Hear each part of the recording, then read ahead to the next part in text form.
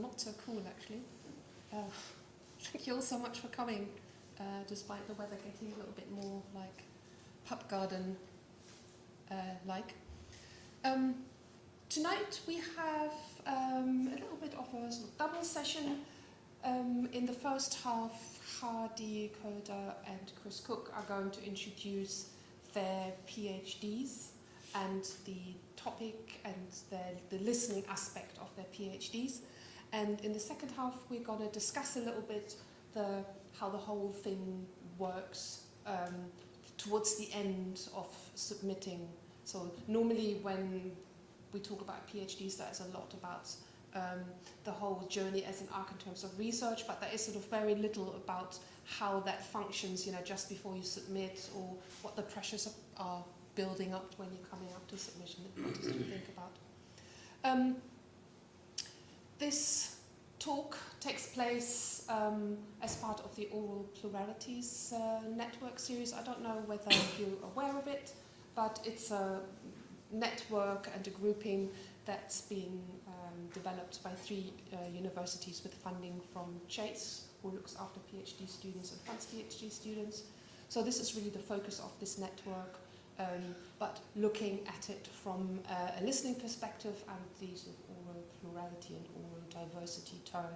So it's a network of staff, students and external visitors to foster listening perspectives and cultivating listening perspectives, I suppose, as well. So we're going to start off with Hardy Coda. He is just about to finish his PhD. I've said you have already, but that got back wrong in my head.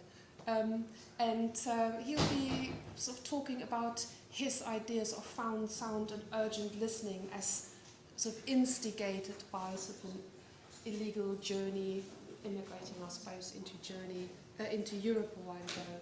So there is a lot around criticalities of listening and what impact that has, the crisis situation has on that.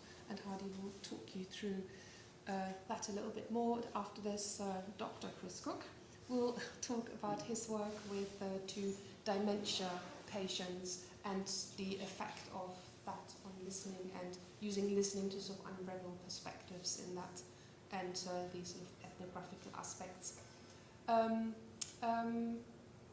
Yes, so I will leave you in the capable hands of Hardy. Yeah, thank you very much. Thank you. Sorry, I forgot to. For those of you listening from the comforts of your own home, if you wanted to put in questions into the chat, I can feed them in.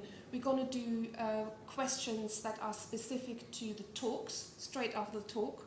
And then we're going to do questions that relate to more PhD-related aspects once we start talking about that. So there'll be 2 opportunities for questions. And I'll feed the ones that come in via the YouTube channel in that section. Thank you. Yeah, thank you very much. Thank you for the opportunity. And yeah.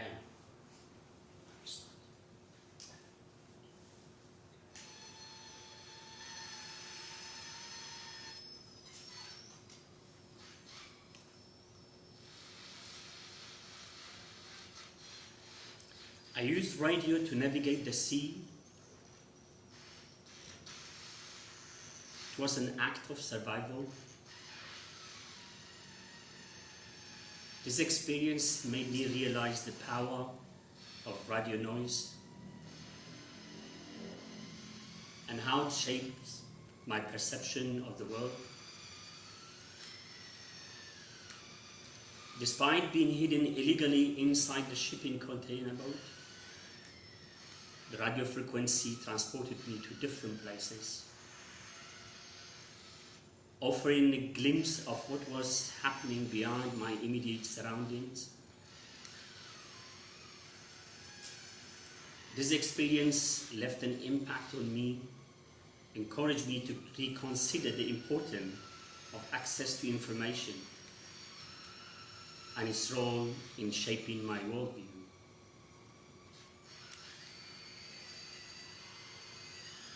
It also highlights the power of technology in connecting us and helping us stay informed during crisis.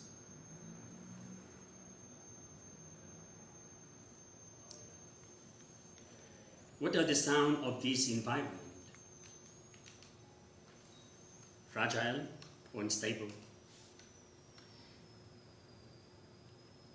My research is more about investigating how listening is not only the audible or through the body, but also is the hidden layers which could be found or experienced or navigated through the other senses.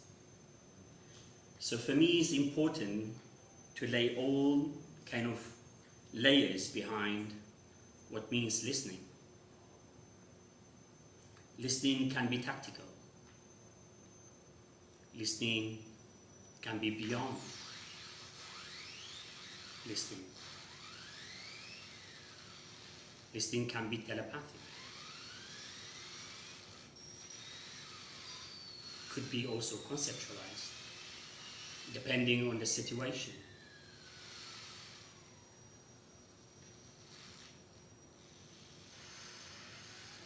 Just imagine all happening at the same time, at the moment.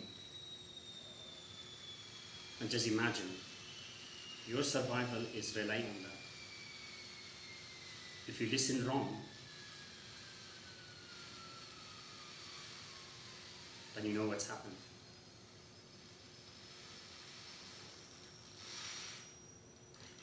So the key context in my research is about 4 elements. Pound score. Pound score is not the musical score, but it's the data. It's information as much as possible from different sources. Speculative listening is how to interpret those information, which go to the next layer, more deeper of interpretation. And then it shapes different type of, or it explores different type of composition or performances. So in my approach, I'm not composing, and I'm not creating any performances.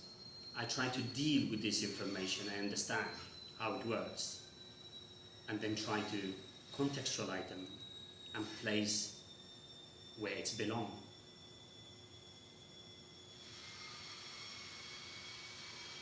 Here's a kind of illustration how listening takes place in this shipping container.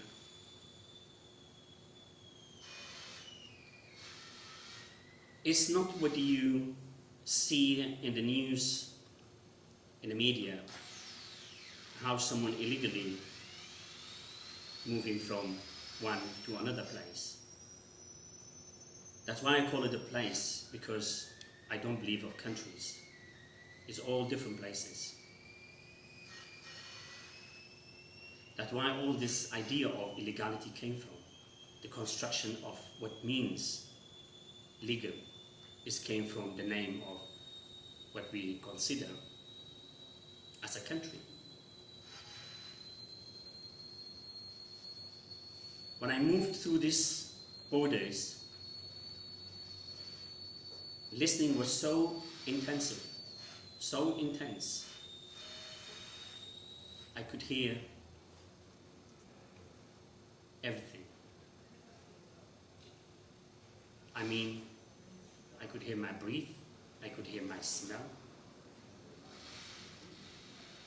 I could hear my heart pulses. It was totally dark, so I had to.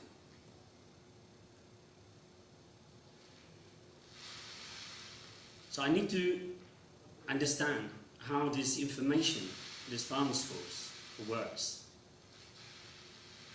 So I need to understand what means this type of temperature, what means when something is vibrate, and how my mouth taste is changed. I needed to visualize it. I need to understand it. Because that told me what's the next is. So it's like how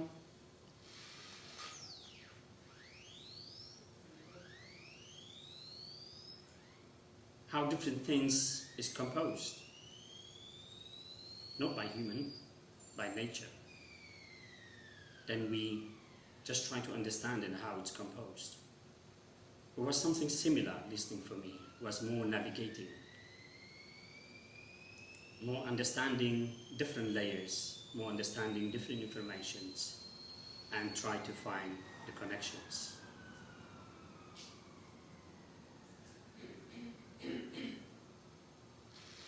Here's begin the idea of urgent listening. Urgent listening is an instrument.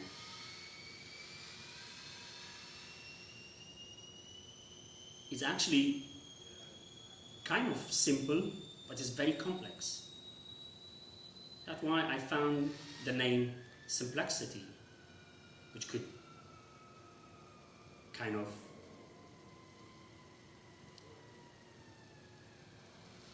work with my method. What I could understand, I interpret different materials and find the structure in this material, and also find the tool. All this is kind of navigate me to urgent listening.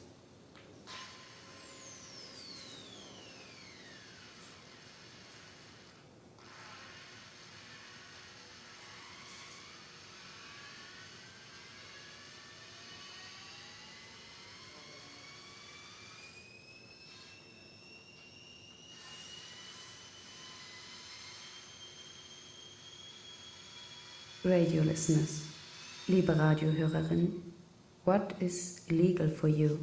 Was bedeutet Illegalität für Sie? Could it be an unwanted sound demanding for change? Könnte es ein störendes Geräusch sein, das nach Veränderung verlangt? Do we leave the borders of legality by listening to it? Verlassen wir die Grenzen der Legalität, wenn wir diesem lauschen? With the following live radio performance, we invite you to pursue these questions. In der nun folgenden Live-Radio-Performance laden wir Sie ein, diesen Fragen nachzugehen. You will listen to the voice of Nina Guo, broadcasting live from Berlin, and Hardy Koda, broadcasting live from London. Sie hören die Stimme von Nina Guo, live aus Berlin, und Hardy Koda, live aus London. Their telepathic play draws on different personal experiences of illegality. Das telepathische Zusammenspiel der Performerin beruht auf verschiedenen persönlichen Erfahrungen mit Illegalität.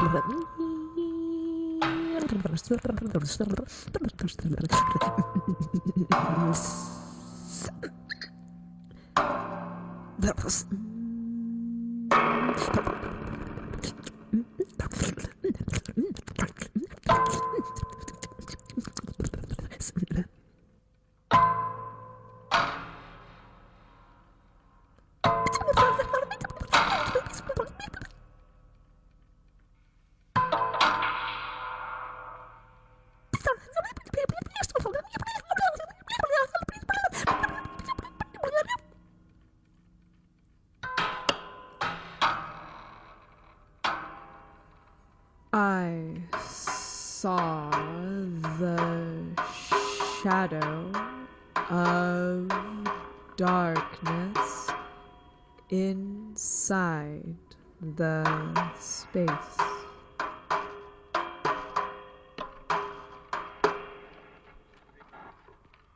We needed to focus, to be as quiet as possible, because we get in shock after when we couldn't see anything around us. It is dark, dark. I can't see. I can't breathe. We come to die here, said one of the passengers.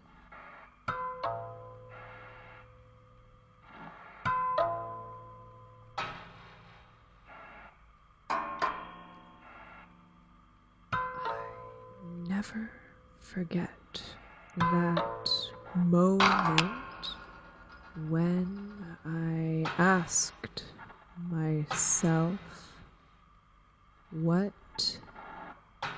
is this sound?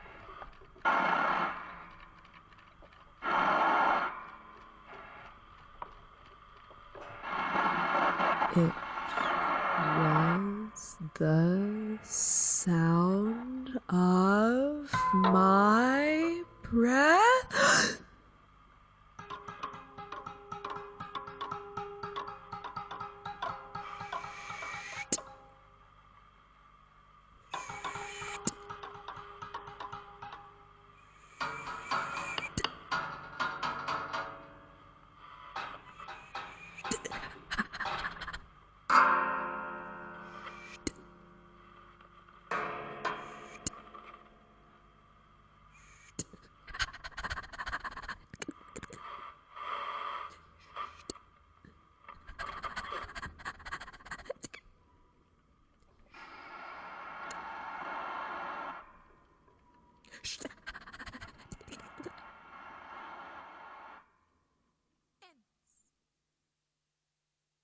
Yeah, it's a very long piece, like a 50 minutes long piece. It's on the website. You can, if you want to continue listen to.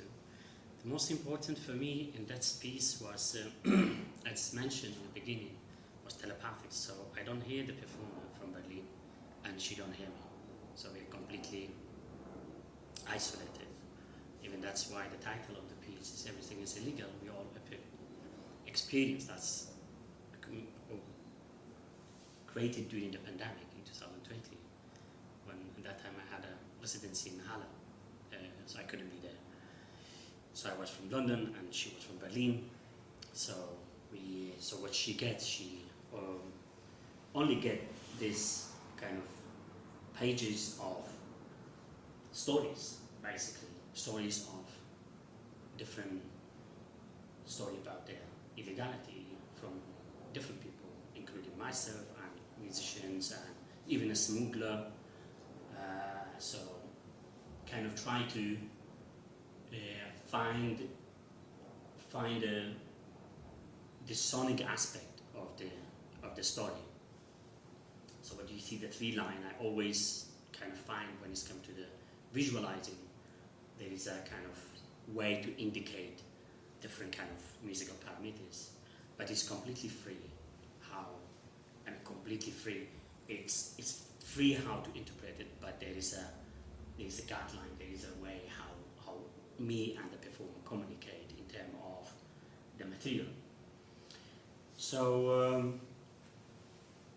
so doing my research, going back to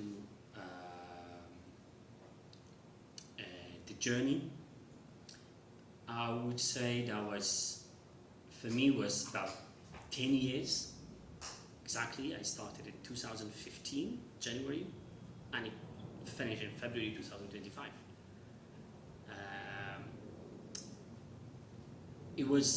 I started in the music department composition, but after a couple of versions of the research, I found, no, it kind of, let's say like the same materials, but the direction was different. But I had to go through this. I didn't know. So I didn't know where the focus is. So there was a process of really, sometimes I feel like, no, that's useless completely. That's nothing, you know. But even the idea with the radio I had since 2005 when I studied in the Composer House in Gotland in Sweden, including electronic music there. So I had one of first my electroacoustic piece, which I had no idea why I put a radio. I just like it. It was something really had with me all the time. So also the way how this listening, it's kind of changed the way how I kind of work with my practice. In somehow in the beginning, I thought like this research takes so much time of my creativity. But on the other hand, it was a way to reflect back to my practice. So it kind of forced me to do it. And in many ways, I felt that was useful in a way that you share, in a way like you focus on. Otherwise, as an artist, you're kind of happy that you're creative and you do many things, but it's very hard to find a connection. So it helped me actually to do this kind of connection, even it was very hard time to deal with some of the kind of admin issues, going up and down, changing supervisors. But I think all had a reason, because that's what's led to in the end. That's what I want from beginning. That was kind of the struggle I was know from beginning, that I don't want to write and research just only be a paper. And that's a reason how I read in the beginning. I want to perform my research. I want this performing element always, because there's so much practice in my research. I can't just read it and tell how. It need to be experienced. Then I can continue and talk about the research. So for me, even in the research, in my thesis, I have one part completely different, talking about the story, and the other part is the research, how the narrative kind of transform or affect or reflect to my practice. And so for me, it was really challenging to be subjective and objective and find this kind of way to contribute on both sides.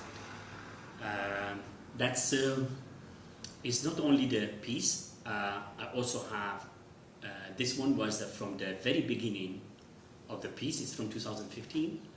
That's also about, that's why it's a conversation date and place. It's basically a performance that's shaped 1 hour before the performance. So you collect whatever, you record whatever, and then you perform it. So for me, it was so important to ask this question: what's improvisation and what's the listening? So how I listen, how do I improvise, and how those two cooperate, and what's a composition? So in the end, I said like that's too much. Maybe I go out from my kind of focus. So that's why the first title was a conversation, improvisation, composition. But then it changed to actually it's a conversation with myself when I listen. What should I collect? What should not? What should I record? What should not? Which is I don't know what's happened, because the performance happened 1 hour in 1 hour. So I needed to act this urgency. So for me, it's absolutely important, even in my practice. Even now, when I didn't prepare it. I didn't know what should I do. It just all.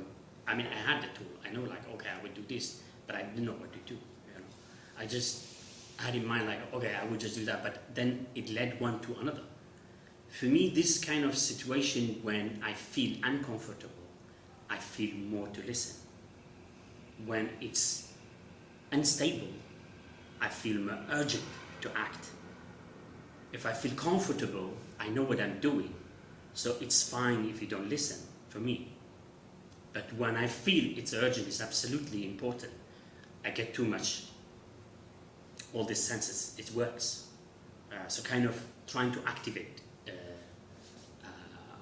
this urgency.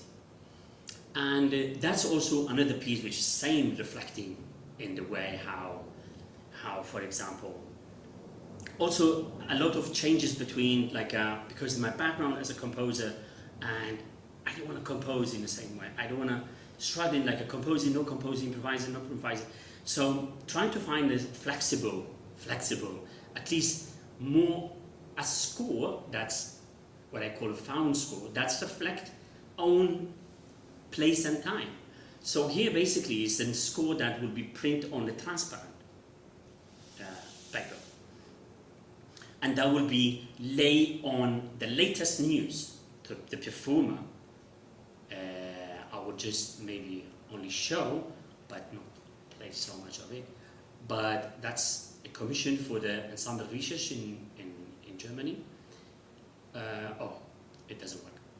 So basically what they do, it's how the news is impacting us. So from the morning, when we wake up, we read the news, like how does shape our thought, how shape my day. So they put the latest newspaper under this transparent, and there is a different form. That form is not by me, it's a city of Freiburg. So I deconstruct the city of Freiburg in two different shapes, you see? Each shape have a different meanings and different relation. And same, again, I take some kind of musical parameters like a left and right, 1 minute each page and so on. High and low, register low and high, you know. So there is kind of indication of when and how you play, but I don't know which paper, which page, so the performer is completely free how to lay all of this, depending on their heartbeats. So each performer, they have a pulse oximeter. When their heartbeat is going slow more, then it kind of decides them to change the pages. It's the same way like how actually the inner, what I say, like how my heartbeat is changing, how I needed to listen to my heartbeats in order to react to something. So it's a kind of reflecting in the same way. This one is completely different, but it's the same. It's a found score. It's in sounding carpet. I mean, for sure you all heard about like a magic carpet from Orient, and that's a sounding carpet actually. Is from Orient and is not fiction. It's real. So that's the Kurdish carpet, which I came from, and the Kurdish carpet is different than the other carpets. They are made of symbols. It's not symmetry. And why there's kind of the idea of back to the time when in the same experience what I had to imagine, there's speculative listening. So I saw a lot of sonic speculative in this carpet, where at that time people were just from mountain to mountain and they made those carpets just to tell their story. So I heard, I could speculate, there was some of those figures affected by their sonic environment. So trying to kind of also work with the interactive approaches, so the audience coming and touching the carpets. There's a system inside with a conductive thread to max and so on and so forth, and they are finding the story, the sonic story inside the carpet. So for me, again, it's also this very important, how to transform this listening to audience, not by, not making the listening in the kind of traumatic way, which it sounds always, when I explain this urgent listening, it sounds like a traumatic, oh my God, you've been in a container for 4 days, no food, no water, you know, like, but no, for me it was a very kind of intense listening. I never thought about it was traumatic for me. Here's also another thing, vibrational book, which is also came from the same kind of another aspect, like what happened when his mind is, no, sorry, that was another piece. What happened when things around you, you hear the vibration instead of hearing it, like a books, for example. Because in the container when I was, it was a kind of machine inside. So I always kind of try to feel it, you know, but not touching something that could make a noise, you know. So for me also this element of experimenting and try all kind of boundaries of listening. Here's also another piece which more kind of deeply investigate a listening to body with an ECG machine from hospital. Again, it's a kind of all this score, found scores, a sense of of working with this found score, it's not like I went out and I had an idea like, oh, that sounds very interesting, working with the ECG machine. I always kind of found them by accident, by chance, or by situation, when I told like conceptual listening, all is kind of situated. So when first we had a first boy in Sweden in 2008, so I was just in a hospital like, wow, this machine, it's amazing. And then I could feel, I could connect with it. And I think like all this because of this listening background I had, this impact of listening. So this is kind of also something that, again, contribute to the listeners to go and investigate and to go feel it, how is when you're actually not listening to your body, that's not how it works, but actually how your body triggering things, triggering sound or changing kind of the sound. Let me see. This piece is also very important. I was making something. Open Ensemble. Open Ensemble was performed 2015 here in the church. It's also one of the pieces that so much reflected on the idea what happens when mind is disconnected with your body. Who is listening? Is your body listening? How do you know your body is listening and not your mind? So it's a performance for 12 chairs and headphones. There is a noise, radio noise in your headphone, and there's an object. So the audience come in and they playing, but they don't hear each other. They just kind of, they needed to read their bodies. And kind of how to play, how to understand, how to communicate, and try kind of this, again, a new listening layer by communicating with the body or imagining, again, with the telepathic performance, imagining what could be, what kind of sound they make. They are not playing violin, it's not, I mean, it's an object, maybe I know, maybe I don't know. So, kind of finding this limitation. So there's 9 pieces in my research trying to find these kind of connections. And there is more to investigate also in the website. I think, in the end, like what I didn't expect it, what I heard before I started the PhD, that you would finish your PhD and then, nothing so much excited for your practice. But for me was kind of opening door in my practice, not financial, in my practice, is opening door a lot. It's opening door to kind of finding opportunity in my works. Is not the finished work. Each of work have a potential to develop, like a recycling objects. One of the other pieces is just doing it again and again, and in a completely different way, because the pieces itself, it's a size-specific piece. So each time when I do it, like also the latest news, I needed to create another score for this city. I cannot have Freiburg in London. We did also in London, it's completely different. We did in Vilnius, it's completely different. It's a different story, different map. So that's kind of finding the enjoyment of listening to the pieces, because finally, after so many years of composing music, I feel I'm also a listener. I'm not a composer when I'm listening, because I don't know. I'm so excited what's happened. I'm not looking for what's wrong, what's right. That was my concern all the time. They play right, so I couldn't listen. But now it's more kind of finding a way to this line that I'm more listening to the process than listening to the outcome. Which was same. I mean, I didn't know in the container when I land. I was more curious about what happened with these noises when I had the radio and listened to the radio. It could be anywhere, But for me, the enjoyment was the listening.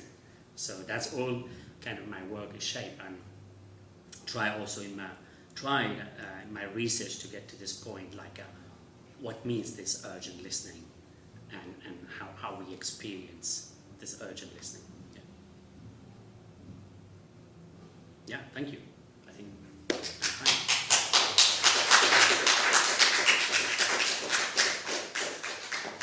Thank you so much, Hardy. It's so interesting to hear talk about the whole thing as a set of ideas.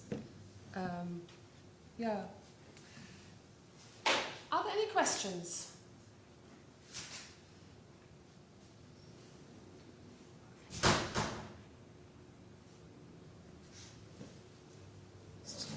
I'm going to sit down so I consult my technology. I have a question, Hardy, if you don't mind, and there's also one on YouTube. It was interesting that you sort of said, I saw that on the slide, about listening as an instrument and listening as method. Can you talk about, I mean, I get the listening as method, but I don't think I sort of get what you mean by listening as an instrument. Can you talk about that a little bit? Yeah, as I mentioned, like urgent listening is as a navigator. So I felt like I felt as an instrument, not necessarily a musical instrument. Oh, yeah. Yeah, as an instrument, like a compass, you know, like something I needed to find where to navigate, where to find this, because, you know, it's a kind of, It's more like a tool. it's a tool. Yeah, Gotcha. exactly. Yeah. Cool. And let me just see. There's also a question about how does the interpretation of found scores relate to embodiment and embodied listening? Yeah.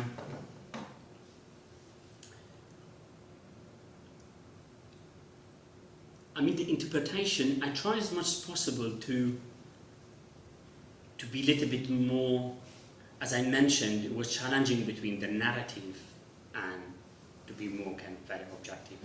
So I try with the interpretation to not draw any kind of subjective point of view in the interpretation, more than seen as a scientific equation. For example, let's say for example these heart pulses. So for me it's not how I say or how I feel, it shows. And how to understand, as I said, like how to deal with the materiality of listening inside this found score, for me is more like an extracting all this information. So the found score, it's a data. It's a data, you know. It's not something like the way, like for example, how I play a musical piece, and this musician have a different interpretation of this score of the other musician, depending on their way of to interpret. But here it's just showing. It's not what I say, you know. So for example, another example with the latest news is not how I interpret, is how the city is shaped. So how the city is shaped, it gives me the opportunity to the quality of the found score, the quality of the data, show me a different type of interpretation and show me the direction of what kind of constellation it would be and what kind of performance format it need to be performed, like a sound installation or live performance, or, you know. So always interpretation is inside, is there. I need just to find it, and I need to find it how to be listened to. But isn't that drawing on your experiences and memories and something that's inside you? Yeah, I mean, yeah, definitely. the way how I see it, and try to kind of organize, let's say, organize those data, is all coming from this experience. So yeah, definitely, even the numbers, even it could be interpreted differently, but at least I have a foundation that telling me this is 1, this is 9. So, but it could be interpreted differently. But the way how I organize that we say this is because that's for me is very important. It's a different way of organizing, and it gives me different way to understand how this interpretation works. Yeah. Any other questions? Cool. Thank you, Hardy. Thank you very much. Thank you for listening. And you should perhaps say that those are radio receivers, aren't they? Yeah, this is. Not everyone may know that. So. Yeah. Sorry, I missed.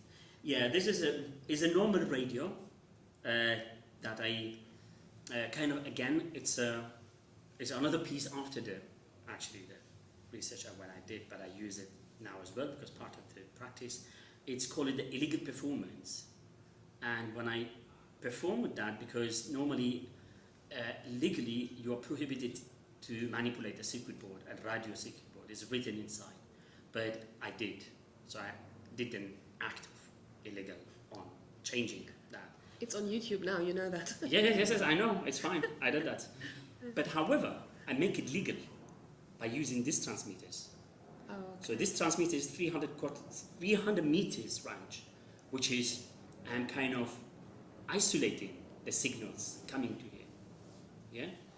Kind of the way to reflecting, for example, how the authority selling weapons. They find a way to legalize it. Otherwise, it's not legal. It's a mass destruction. So there's kind of a way to, most of the time I put it on the audience and audience coming and touching. And I tell this, kind of try to communicate with the audience, like as soon as you touch the antenna, you're part of the illegal movement because you activate it. You know? And you see like how they are moving back, you know, because we are so much afraid by those rules that surround it. But again, it's a kind of way to reflect to the power of legality, you know. That's one, yeah. Great, thank you so much, Hardy. Thank you. Chris, do you want to plug in your laptop? Probably going to take a minute or two if you need a quick breath break, or want to pick up some crisps or a little bit of liquid nourishment in the back, please.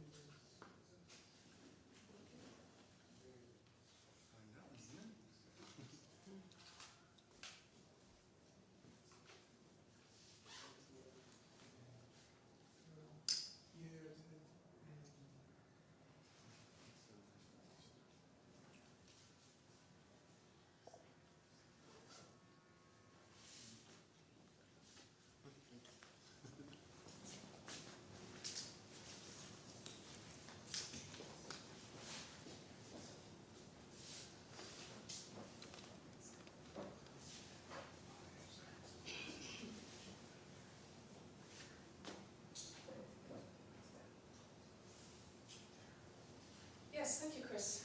Yeah, okay. For Chris, it's a little bit longer. When did you finish? My Viva was in March last year, so Yeah. just enough time to forget everything. No, I've enjoyed looking back on it and recalling what on earth I was going on about. But yeah. Cool. So, Thank you very much, Chris. okay. Yes. So yeah, I did. As you probably just heard, thesis was finished end of 2023. Viva was in March 2024. Had some minor corrections. That was all done midsummer last year. So yeah, about a year ago. Anyway, so it was a big old PDF and 8 years of my life called Hearing and Listening with Dementia, Oral Diversity, Sonic Ethnography and Personhood. So I'll go through some of those terms. There's kind of because of COVID, there was quite a lot of theory in my PhD, as in I wasn't able to do as much fieldwork as I wanted to. So it was quite a big literature review. So you're going to get some of that. And I'm going to rattle through it, don't worry. I'll try and make it quick. Okay, so yeah, it was a practice-based PhD, or practice research PhD, it's called here. And so 60,000 words, and then 2 hour-long compositions in my case, like a portfolio I meant to do. So I had wanted 3, maybe 4 compositions, but it didn't work out that way. But it was okay. It came good in the end. And so these 2 pieces were both with 2 different research participants, and I was trying to work collaboratively with them to make some sort of documentary sound art that was kind of about their listening experiences, as we'll get into. So they're a combination of field recordings and lots of conversations, and some light peppering of sound design and some sound processing. It's kind of something that comes from my background a bit. So let me I'm going to flick around slides a bit, sort of all over the place, but it's fine. So I considered my PhD to be part of the Oral Diverse Turn. I don't know if any of you have ever heard of that, but it's something that comes from John Drever, who used to teach here. It's very influential for me in my PhD research. So oral diversity is basically about the variability of hearing. So we have this sort of idea that's sort of promulgated within society, but mostly by sort of institutional forces, that we have sort of a standardized model of hearing. So within architecture, geography, the law, for example, there is a model of hearing that says basically, we learn it at school, 20 hertz to 20 kilohertz. There's a certain sort of sensitivity variation across the frequency range. But it's not actually as simple as that. So oral diversity accounts for all the sort of divergent forms of hearing that participate in the soundscape, in our sort of sound environment. So we could think about children, we could think about people with hearing aids, people who wear cochlear implants, people with autistic spectrum disorder, people with dementia. All of these people are not certain to, but often have divergent hearing, so hearing that deviates fairly significantly from this standardized norm that I'll talk about in a bit. Okay, so I mentioned dementia there. What was dementia? Well, why was dementia interesting for me? So it has a load of auditory symptoms, and the different types of auditory symptoms are related to the different types of dementias. Okay, so there's things like, I'll just quickly rattle off a few: sensitivity levels, disorientation, hallucination, aspects of speech perception, recognition of sounds and voices, environmental sounds and voices, and emotional changes in response to sounds. And these are all things that you can find written about in cognitive neuropsychology, which is not my home turf, but I've made little forays into cognitive neuropsychology. Had some sort of friends at undergrad who were doing that stuff as well, so I think it's always sort of been in the air for me a little bit. Anyway, so cognitive neuropsychologists are really interested in dementia because it allows them to diagnose dementias. well, no, sorry, they're interested in the auditory symptoms of dementias because it allows them to diagnose dementias.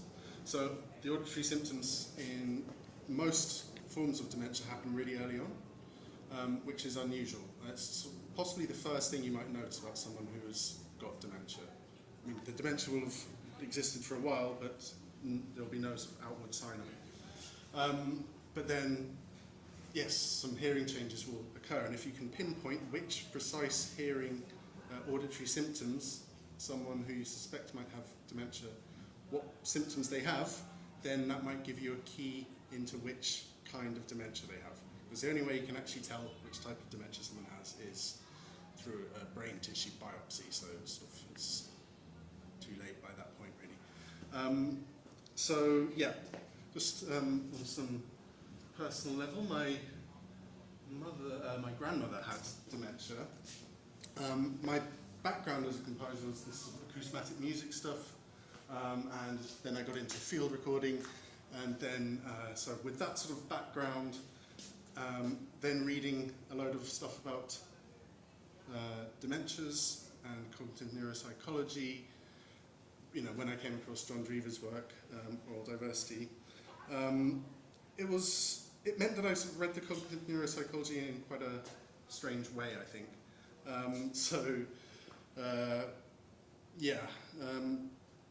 Where I'm used to sort of thinking about acoustic ecology, soundscapes, so people experiencing places through sound and environments and ambiences and all this sort of good stuff. The cognitive neuropsychology is completely different. It's based on lab testing, right? So in terms of sound, that means putting on headphones and playing sort of very abstracted sounds, not sort of in context. If you come from soundscape studies, where you're used to thinking of the soundscape as a field of relations between bodies and places and social situations, cultural practices and various histories, then it sort of leaves you wondering, like, what are these symptoms like? What impact do they have in real life? You know, what's it like to have auditory disorientation? What's the impact of hyperacusis in everyday life? And you don't really get a sense of that from reading this stuff. So, gap in the literature, very good for PhD. Then I ended up with this contents page for my thesis. There's plenty there. We're not going to do all of it.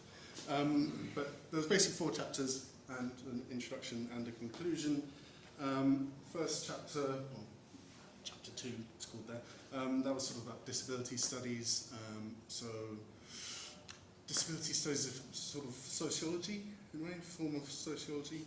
And what I was getting from that was stuff about models of disability. So sociologists have been railing against the medical world, effectively, for decades. So the medical world has, or biomedical sphere has, something called the medical model of disability, which is basically to see disability as something that's situated in the body of the person that has a disease, and they have deficits of ability. And to fix that disability, to cure that disability, you have medical intervention, fixes you up, off you go, not disabled anymore. And then that was offensive to certain sociologists who came up with the social model of disability, which is basically to say that, yes, there are impairments, limitations that might be imposed by the body, but actually a lot of what is disabling is situated outside the body. So environmental barriers, for example, hence the use of ramps, installation of ramps mandated by law, but also attitudinal barriers, economic barriers, political barriers. And then there's sort of a third way now, which is the relational or cultural model of disability, which is sort of see disability as something that emerges from a relationship between a body and a society. So that was useful to me, but also it was interesting to see how it kind of, what the medical model looks like in terms of this oral diversity stuff that I was mentioning. So this is a very famous graph that John uses a lot as well. And On the left, the one on the left. So these are called equal loudness contours, and the very famous psychoacoustician Harvey Fletcher was probably the first person to call himself a psychoacoustician in the 30s. And so this is a graph that shows you the sensitivity of the human hearing system. So we have 20 hertz on the left, 10 kilohertz on the right, and different sensitivities. And these are sort of how sensitive the ear is to pure tones. So you put on some headphones, you listen to sine tones, and they get louder and louder and louder, and as soon as you can hear it, you put your hand up, and then they go to a higher frequency, that sort of thing, right? And then you do that with a bunch of people, and then you average out the scores, and that is your model of human hearing, right? That's, well, not the entire thing, obviously, but that's what we can hear, that's what we expect people to be able to hear. But actually, that's not really the full story, is it? Because there's more to these ranges that aren't necessarily included here. I mean, this one on the bottom right, that's a little bit more interesting in the sense it has a recognition that hearing changes over time as we age, but not uniformly. Not everyone's hearing ages in that way. For example, I think my hearing would probably be considered a bit poorer or a bit older than would be shown on that graph, because I had really cheap headphones when I was a teenager, and I liked really loud music. So yeah, let me just figure out where I'm here. Oh yeah, so oops, I meant to change the slide here. Never mind. Yeah, so we have some stuff that comes from the cognitive neuropsychology that is similar to the psychoacoustics in that it sort of presumes a model, a standardized model of hearing. And it's good. It sounds like I'm complaining about it a lot, which, yeah, I suppose I am. But also, it's like amazing work, right? This sort of scientific work that's happened. So a big part of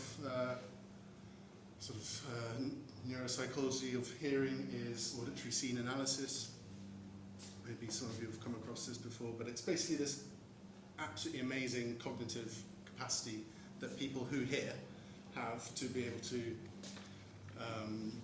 disambiguate the sound environment. So this little diagram on the bottom right depicts all the different sounds you might hear if we were to be outside. So some birds over there, traffic over there, dog barking behind, that sort of thing, right? And then they all get mixed together in the air, right? And you hear two tiny little mixtures in your eardrums. And then your brain demixes it, right? Which is something that computers have only just about been able to do recently, AI stuff. But, you know, animals, people, anything that hears has been doing this for ages. And it's really quite taxing cognitively. So we're using a few different cues to do this. So we have spatial cues, which direction sound comes from, but not just sound, but different parts of that sound. So individual partials or frequencies, harmonics within a sound. So little noise bursts, little, all the transients, the different, if you imagine how many complex little sounds there are that are produced in speech, and you sort of fuse those all into one sound object, which is one auditory stream. So that's possible because they're all coming from the same place, which is here. But if there was someone else talking over there, they'd be coming from a different place, and you'd hear that as a different sound stream. Right? Time as well, and the spectrum of the sounds. We use lots of information from these things to be able to group sound percepts into different sort of mental objects, sound objects. Right. So yeah. So in Hardy's shipping container, you're hearing lots of different sounds, and in that acousmatic environment where you can't see what they are necessarily, then you're having to concentrate even more to have the auditory streaming separate them into the correct sound sources for you, so you can know what's going on. But yeah, so that's something that can be disrupted by dementia. It's a very sort of taxing cognitive process, along with other stuff. So I mentioned some of the detection issues. There's hyperacusis, which is the sound sensitivity change, but it's actually more of a sort of sound pain threshold shift. So the volume that I'm talking now, hopefully it's loud enough, put your hand up if it's not, but that's comfortable for me to hear in my own ears and hopefully for you, but it might be painfully loud for someone with hyperacusis. So dementias can cause that sort of change. Age-related hearing loss, obviously, tinnitus, cortical deafness is another one. That's where basically the signal from your cochlea doesn't actually get to the brain. And then there are other sort of cerebral auditory processing effects. So auditory agnosia is a big one. Agnosia is loss of knowledge, is what it means, sort of like agnostic, sort of don't know. And it's a Freudian term, sort of, which he came up with to describe sort of not being able to recognize something. So lack of recognition. And auditory agnosia is something that comes up in the neuropsychology of hearing in dementias. So it's usually about voices. So imagine your close family member calls you up on the telephone and you don't recognize their voice. It's that sort of effect. It's not really as dramatic as that. It happens more slowly, but it's that sort of change in your life. And auditory apperception issues come up quite a lot. So apperception, if you've heard of it, it's slightly different to perception. But it's basically the process by which you get from hearing a sound pattern to integrating it with your previous knowledge. So if you're listening to someone with a very heavy accent that you're not familiar with, you know what the words are that they're saying, but the precise sound pattern is slightly different. And then you're sort of figuring out, oh, that's that word, right? That you've just apperceived the word that you heard there. So that's something that can also change with dementias.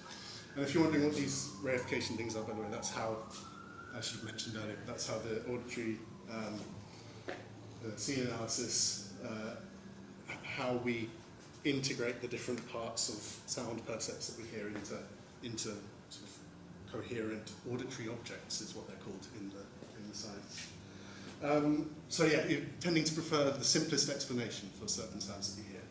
We want to group sounds together into, or percepts together into single sound objects if we can, which is what these things are. That's why you see one white triangle or a snake around a pole rather than sort of two blobs. Yes, and then pupillometry is something else that you find in neuroscience. So this is absolutely crazy, this process. But basically, this is playing, well, this isn't an auditory test that's going on here, this is just normal pupillometry. But in the case of research on auditory symptoms of dementias, you can imagine the patient here wearing a pair of headphones and then being played sounds. And what happens is basically when a new sound starts, you don't know what it is. You have to wait a little while to figure out what that sound is. And the quicker you recognize it, the better, effectively. Yeah?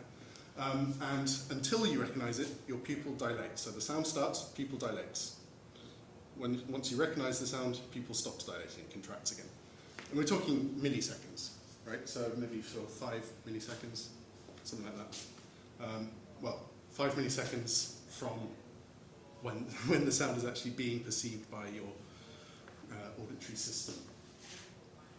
So what they found with people with Alzheimer's is that it takes quite a long time for them to, for the pupil to contract again after the onset of a sound, which makes sense. Right? It's not really going to recognize it so easily if you have all of these disruptions to your hearing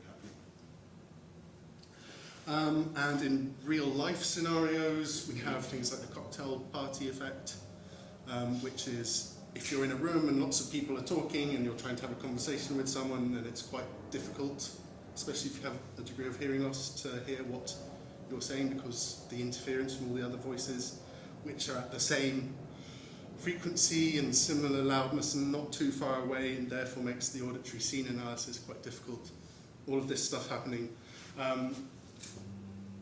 That's something that you can test as well. So headphones on, lots of voices going, and then you have to write down what the loudest voice is saying.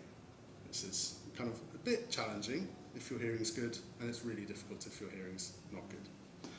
And then, and there's another cool test that I read about, which was using a bunch of sounds downloaded of free sounds. There's things like, I don't know, a bleeping line bike going by. But you had to group the sounds together. So if you had a clock ticking and a clock chiming, then you would say, yes, those two sounds go together. Or you had a train horn and a baby gurgling, and those two sounds do not go together. And then they measure that healthy controls get these connections right 90% of the time, and people with different types of dementia get them wrong in varying amounts. Neuroscience, neuropsychology, it's a hard science. It's entirely done through testing, empirical evidence. It's positivist tradition, effectively. So what that means is that the knowledge that it produces is scientific knowledge. It's objective, it's valid, it's reproducible, or it should be. And what that allows you to do as a neuroscientist is to then universalize it, to say that this is how the hearing works for all people effectively. So if we go back to our equal loudness contours, this one was problematic. It's a similar issue to the neuroscience, in the sense that who were the people who actually got their hearing tested to produce these curves? Well, it was all students at Harvard University in 1931. They were all aged between 18 to 25 years old. They were all fairly wealthy.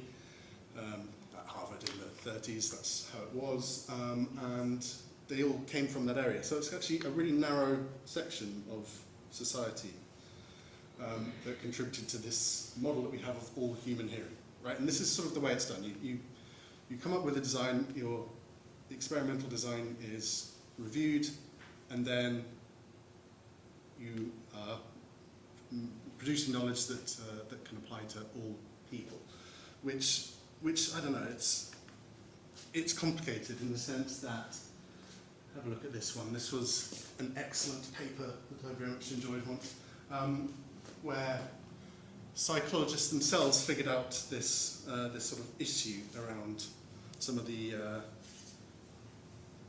Sorry, I'm just looking at time. When do I need to finish up by? Where got to?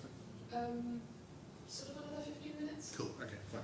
Yeah. So yes, this is the weirdest people in the world. This paper, and it's basically psychologists noticing that actually if you use more than one set of research participants to do cognitive testing, then you might get different results. So for example, with the Muller-Lyon illusion here, which is a very famous optical illusion,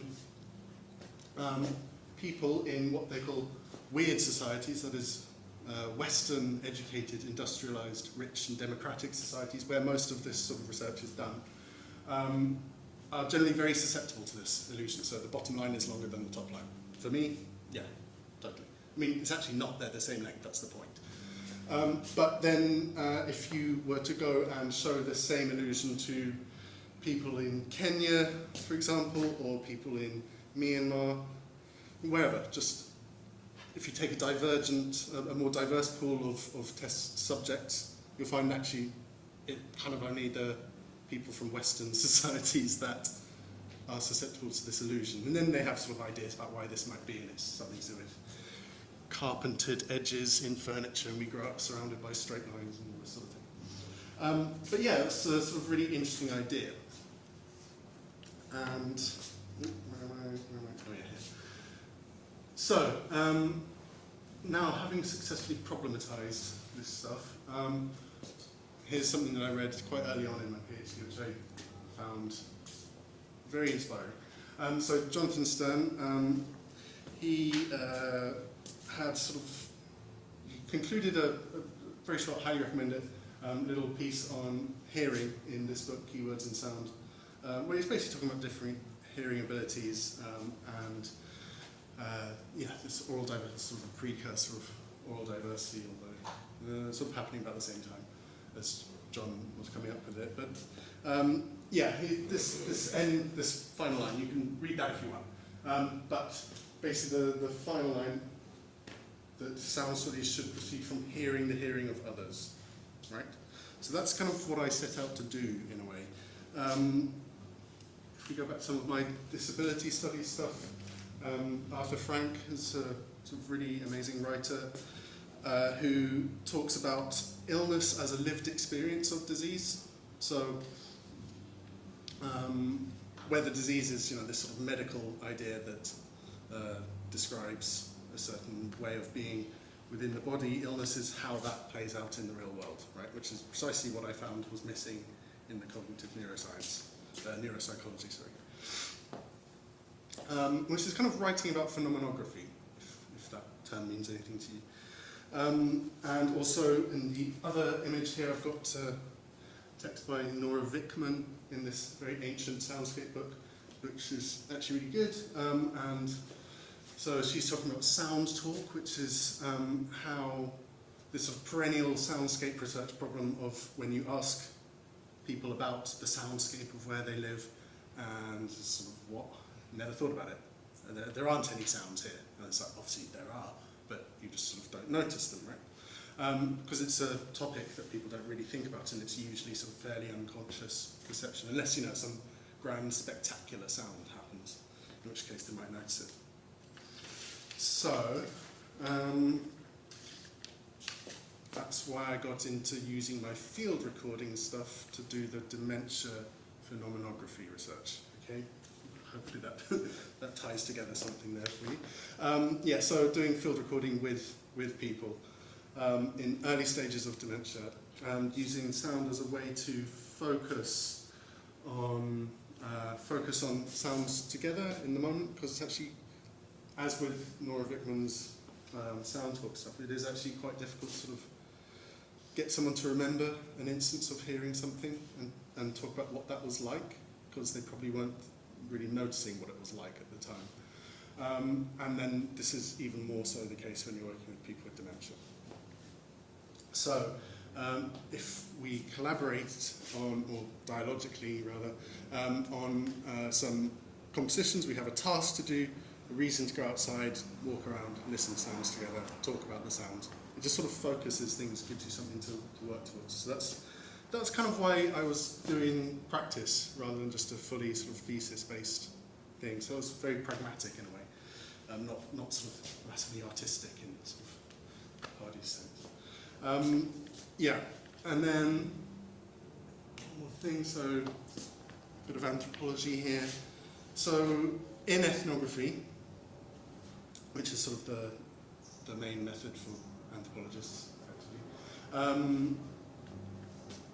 there was a problem in the 90s, a sort of big debate that happened, big discourse around what was called the crisis of representation. And it was effectively that ethnographers were going and doing ethnography, talking to people, and then going back home and writing a book about it. And the people who were being represented in that book, people whose lives were being represented, didn't really have a say in it. So they might actually disagree with what was written in the book, but too late by that point. So Stephen Feld, who's actually a very important figure in sound studies, was doing this kind of stuff in the 80s, I think this paper was from. Sort of mid-80s. And it's basically, so he was doing research in Basavi, which is in Papua New Guinea, with an ethnic group called the Kaluli people, and they live in a rainforest, and so they have a sort of very different sort of relationship with sound, in the sense that you can't see very far, so their hearing is sort of very acute, and there's a lot of cultural stuff around that's built up around listening and hearing. And so he spent sort of 10 years there, 6 months there, 6 months back, and then and wrote his book, but then got his research participants to read the book with him, and they sort of asked, like, why have you not talked about yourself very much? Why didn't you talk about that time that this happened? And he's saying, well, my readers can't hear that sort of thing. That's inappropriate for the academic audience, or whatever. but they sort of really challenged the way he was representing them.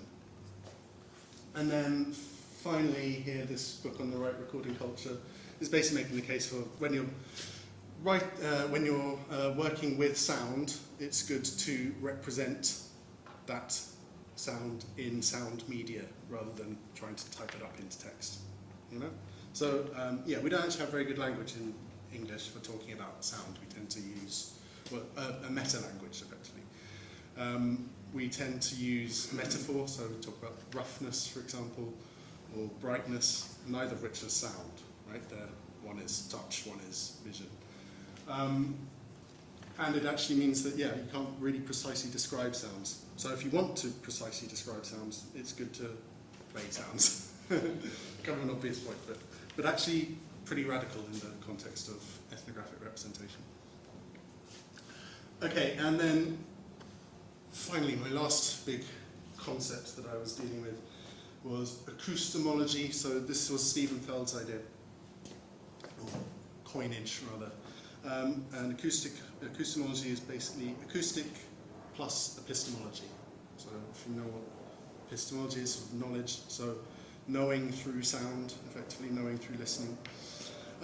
So through acoustomology, through sound, we hear the time of day, we can hear seasons, we can hear places, we can hear what's going on, we can hear the vibes, we can hear who's there, all this sort of stuff that we're not really consciously aware that we're doing.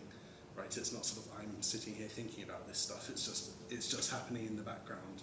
You know where you are in this room, it sounds this way. That's all sort of acoustomology. And you can have a debate about whether all sound is already acoustomological, so you don't actually need this term. But it's useful to sort of draw attention to this aspect of sound in everyday life. So yeah, sound and listening are part of how we interact with the world as people who can hear. They're part of who we are, they're part of how we relate to other people. We connect, we locate, we embody, we immerse, we discern, all of this stuff through sound, right? It's sort of a key part of our relationship with the environment. And it's a key part of our identity, I would argue, and that's what Feld argues with acoustomology. It's a sort of core part of your your way of being in the world, right? But if it gets destabilized by dementia, if your sort of hearing ability to connect, locate, embody, immerse, all the rest of it, is destabilized by dementia, then what does that mean for your sense of self? It erodes it, effectively, right? Which is one of the sort of main philosophical motivators for research in dementia. That is, you know, this. I mean, dementia sucks, right? It's one of the worst conditions possible. So, yeah. If sound and listening are disrupted by dementias, and dementias disrupt the sense of self, then how do people deal with that in dementia care scenarios? They use something called personhood, which is basically selfhood but considered relationally. So who you are to other people, effectively. What was that person's job? What was their relationship with their family like? All this sort of stuff. So it's a sense of self that is sort of contained externally to the person. So in very expensive nursing homes, there's lots of work done to sort of make carers aware of the personhood of the person with dementia, so that they are sort of more able to be themselves, feel more comfortable in that scenario. And personhood is also an anthropological concept, and it's kind of related to acoustomology, although Feld himself hasn't sort of discussed that. But it's something I'm sort of getting into. I'll eventually, probably, maybe write more about that. Don't know. Anyway, so yeah, personhood was a sort of key part, along with acoustomology for me.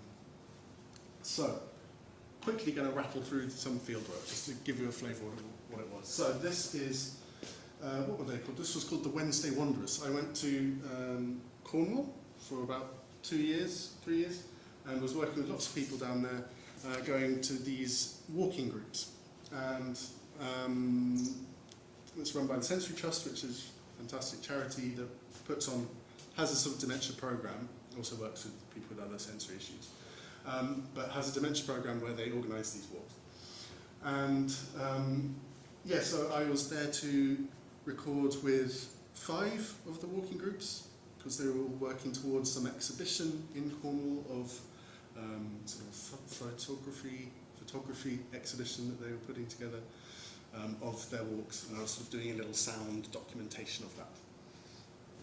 And then this guy in the middle with the baseball cap and the glasses is Trevor, and he was sort of super interested in what I was doing. And it turns out that he was a musician, basically, and he had MCI, which is mild cognitive impairment, so it's sort of a precursor to Alzheimer's. And yeah, I had so many conversations with this guy, Trevor. He's amazing. And yeah, so he really disliked drums. That was probably the first thing I learned about him, which was sort of interesting. He has presbycusis, age-related hearing loss, which is not that surprising. One very interesting thing he said early on was that he was able to hear which of the 3 local piano tuners had tuned the pianos in the churches where he plays with his recorder ensemble, which is nuts. Yeah, it's very sort of like really. I couldn't do that. I have no idea what the difference is between one piano tuner's piano tuning style and another. Anyway, but yeah, so there are things that he's very good at in terms of his hearing. It's not all loss, as you might imagine from the cognitive neuropsychology. Anyway, he was, so we talked lots about our sort of music practice. He likes early music, very different to me with the acousmatic and the field recording stuff. But when I was trying to explain what I was doing, he had certain things that he just sort of kept wondering about what things would sound like, which is something that I do, actually. It's kind of, so we sort of bonded a bit. And yeah, so he wondered what it would sound like if you took sort of 5 oboes, or took one oboe and played the same note 5 times, recorded it, and sliced it up and played them back together. And I'm like, well, it would be chorusing, because that's what chorusing is, right? But he said, what the hell is that? He doesn't know what chorusing is. And another one was, he wondered what it would sound like if he played a chord on a piano and you recorded it, and then afterwards on the computer you turned up the volume to sort of counteract the decay of the piano. What would that sound like? And I was trying to explain, well, it would sound fairly stable, and then you'd hear this rising hiss of the background noise from your microphones. And again, I sort of couldn't really explain it to him. So basically, we agreed that it would be easier if I just showed him. So I went to his house, took my laptop, plugged it into his hi-fi, and so began sort of a summer of field work with Trevor, effectively. So I was going down there. I think I made about 8 trips down there, and it's a really long way from London. He lives in Penzance. It's like 6 hours. Thanks, Trevor. Couldn't make it any further away. But yeah, so 6-hour drive, then I'd spend about 6 hours there, come back. So we spent like a fair amount of time together, and mostly it was just sort of shooting the breeze, really. So this is Trevor's house in Penzance. And so I was explaining all of my sort of conceptual stuff that I've been reading about early stages of PhD. Actually, it wasn't that early. I think this was about 3 years in. I was part-time, so it's sort of a third of the way in, a bit more than that maybe. Because yeah, so we'll come on to it later, but so I spent a lot of time at the start having to do ethics stuff, obviously, but also I was trying to get funding, so I was spending lots of time sort of fine-tuning proposal, all that sort of thing. And then it took ages to find research participants, because it was just like a really weird project to walk around with a big fluffy microphone recording sounds and talking about it. Yeah, so in the end I did get about 5 research participants, and most of them didn't work out. One got undiagnosed, which is great, but it's also an exclusion criteria for my study. One got really busy after the pandemic, because he's sort of an activist. He's sort of quite well known as sort of a dementia rights person. And as soon as the pandemic was over, he got flooded with sort of speaking requests. So that was sad to see him pull out. And yeah, there was another sort of key participant, so I did 2 major case studies, and one of them we did sort of all of the work, but the very last bit where I was sort of versioning the composition to play her. Hello, shall I finish? Okay. What was that? 5? Oh, okay. I thought that was a shut up. Rather than... It's just coming down. Okay. Yeah. So, yeah, that one didn't work out because, yeah, the pandemic happened and she got moved from where she was living in Hammersmith to a cottage near her family, and the move didn't work out very well. It's sort of a common thing with people with dementia, sort of change the surroundings, and the adaptability is sort of gone. So yes, so she dropped out as well, but the piece was basically done at that point.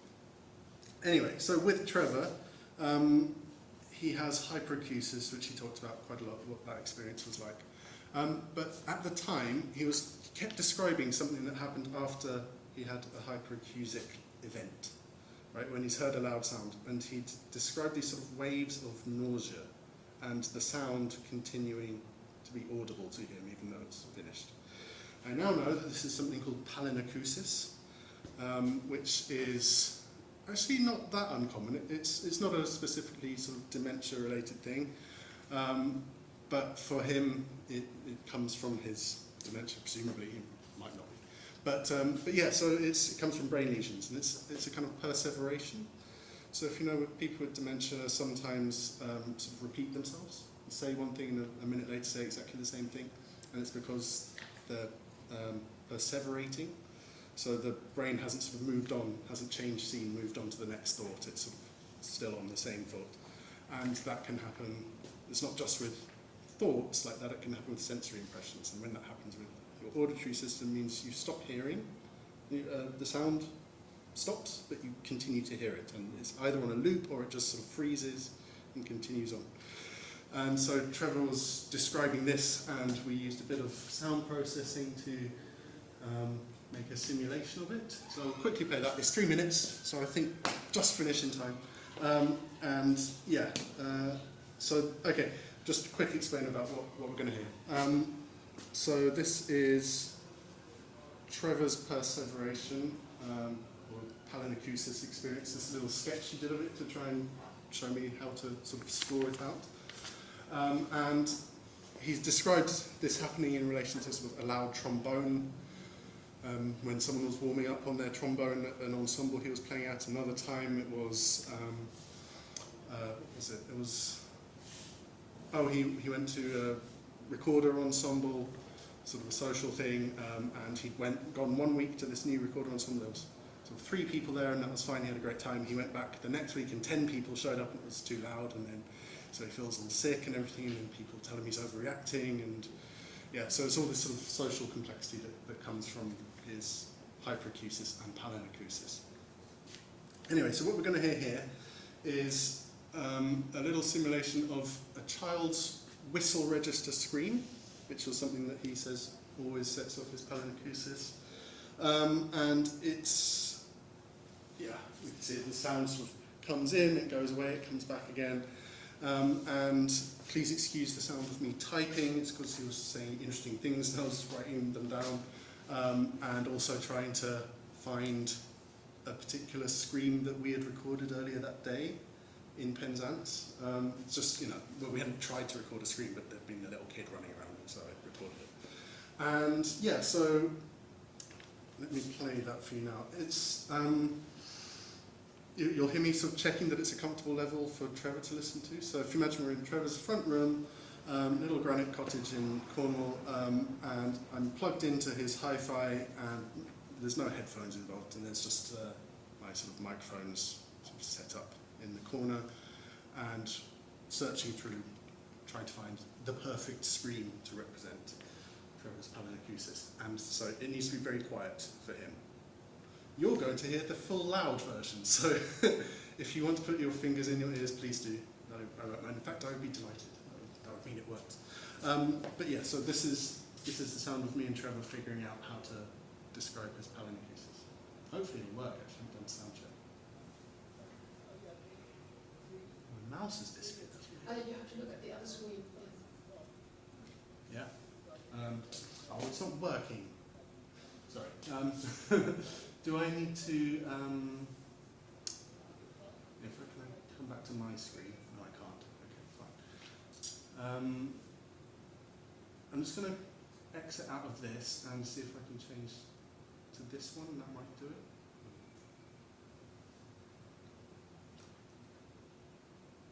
No, didn't like that. You're muted. Yeah, was I muted when I tried the first time? No, I don't think so. Oh, here we go. The experience that goes on in my head after the sound has stopped, it's like it goes on reverberating and echoing as you kind of sort of die away, but it's also got the experience of it all much partly the pitch of the note that's so horrible, that's the noise. Is that okay? Yeah. And you can hear how loud the waves are in the background. No, it should be much louder than that, but we'll leave it at this level. It does sound like piercing. There's a particular high pitch that is unbearable. It's a real scream. Ah, yes, It's yeah. like a yell. I mean, I can think of a child's scream now and it's hurting inside. There's a screen here which I'm going to. No. That's awesome. Yeah, that's really nasty. Yeah, it's horrible.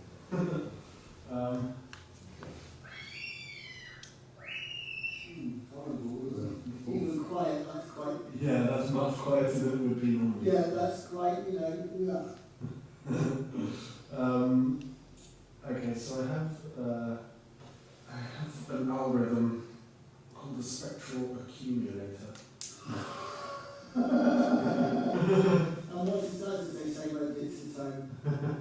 Spectral accumulator. Yes. I love that. It sounds like something somebody's made up in science fiction.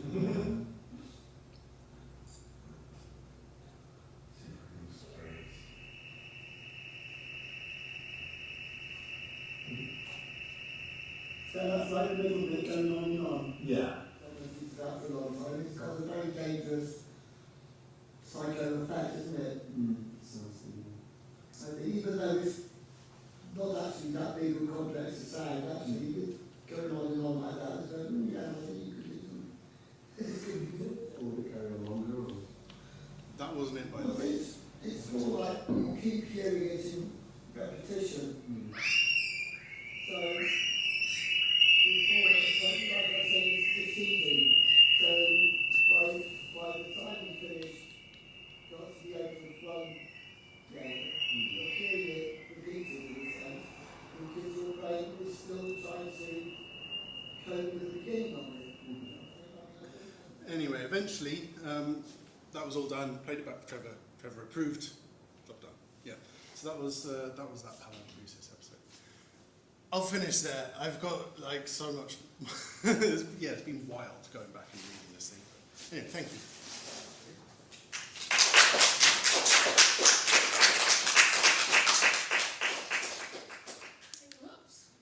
Thanks so much, Chris. That was really interesting. I haven't heard you talk about the whole journey of it. I haven't really talked about the whole so thing. really enjoyed that. Thank I've you. only done sort of little bits here and there, which is why it's. Yeah. Are there any questions that people may have? Cool. Good. That means I'm right. Yeah, go ahead. I'm curious about some of the other, if you were to make other mock-ups, like what would be some of the other differences you'd hear in common in field recordings of the street, for example. You know, what would be some differences that some of the people you worked with would experience and how they heard as normal street noise? Well, so with that, you're sort of talking about the cocktail party effect, but also a bit of disorientation and probably hyperacusis. So these are the sort of issues that would occur in a street sound context. So with cocktail party effect, it just becomes less intelligible. You wouldn't be able to pick out individual sounds very easily. So if you wanted to represent that, you could increase the traffic level a bit, sort of layer in more traffic to sort of reduce the intelligibility of the conversations. Hyperacusis, yeah, you just play it painfully loud. You have to be sort of very careful. And what was the other? Oh, disorientation. So that I don't know that you would be able to represent that in a sort of simulation-y kind of way. that's just sort of, so it refers to, you know, the ability to sort of track and locate information in an environment, and that becoming more difficult. So I suppose you could sort of, if you were using, you could use multi-channel maybe, yeah. I didn't have a multi-channel setup in Trevor's house, but yeah, that would, that's the sort of thing one could do. I mean, simulations are sort of slightly difficult to work with in the sense that they're quite individualizing. They're quite medical. So there's a whole field of medical simulation, and people have done sort of medical simulations of dementias. I've never experienced one actually. They were sort of fashionable for a little while in the noughties, and then sort of fell out. I think probably under pressure from disability rights campaigners. But yeah, so it's a bit like you'd put on some VR goggles and headphones, and it sort of messes with the sort of sensory inputs that you're meant to be hearing, but actually it's so different, and it's not actually particularly useful. But it's meant to be there as part of the training for doctors who are dealing with people with dementia, so they sort of know what the person is possibly experiencing, so they know sort of how to be more empathetic to the particular needs in that situation. Any more questions? Cool. Awesome. I have one. Oh, yes. I'm just wondering, since you finished, Mm. will you, I don't know, will you actually do What am I doing next? Or because it just seems like it should continue to kind of expand out, I imagine. Because Yeah, it's probably. I always mean, interesting, but Yeah, it's so. I mean, I think I'm sort of done with dementia. Dementia is harrowing, and has sort of been part of my life for long enough now. So move on to other things. But yeah, the sort of something that came up for me was an idea of personal acoustomology, which actually had a bit of a sort of back and forth with one of my Viva examiners about that. So he thinks a personal acoustomology can't exist because acoustomology is inherently cultural, so it requires multiple people. Whereas I think it's sort of your situated experience of sound, and there will be sort of individual symptomatic, effectively in the case of dementia, variability that informs and shapes that acoustomology, making it sort of an individual acoustomology, a personal acoustomology. So this is something that, I mean, there's not that many people who actually work in sort of acoustomology theory. It's actually one of the most crushing things I ever heard was he said, so I can only ask this to about 3 people in the country because no one cares about acoustomology. And I thought, oh. But no, it was I mean, I guess it's because actually acoustomology is quite a weird and slippery concept. It's sort of, in a way, all sounds are acoustomological. It's impossible to hear something without hearing it acoustomologically. But I just sort of like it as a sort of way to highlight something to think about. Sort of in the same way that the word soundscape is sort of useful. It makes no sense if you actually think about it. But as a sort of direction of travel for thought, it's I've already gone on too long, haven't I? Do you want to sit down, and Hadi, do you want to come up, and then we can segue into the more PhD related part? Oh yeah, Switch yeah. the lights on now.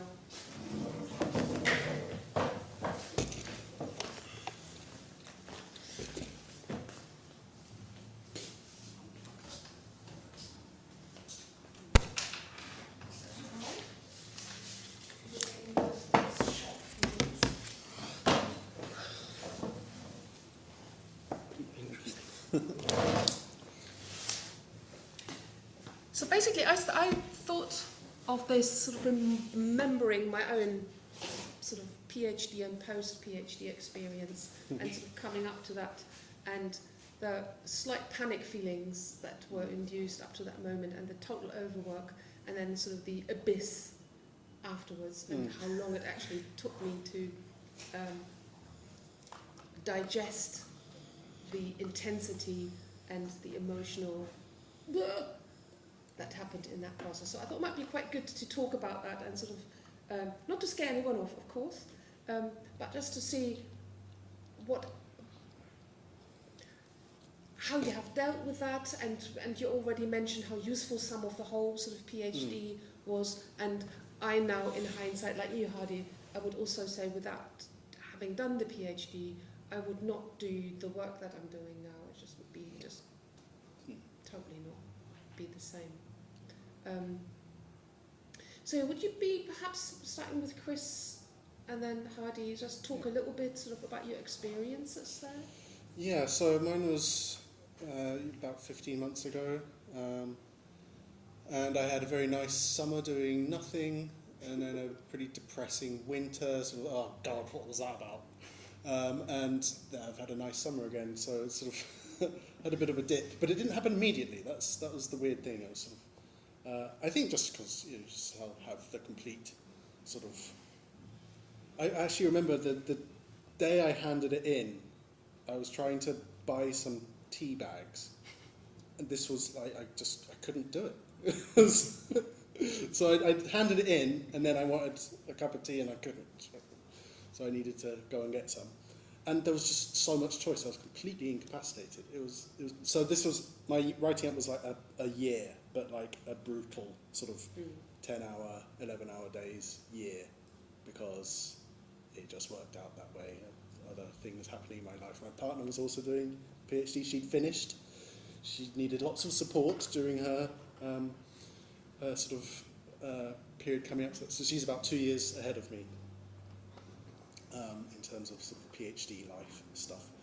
So that was really intense.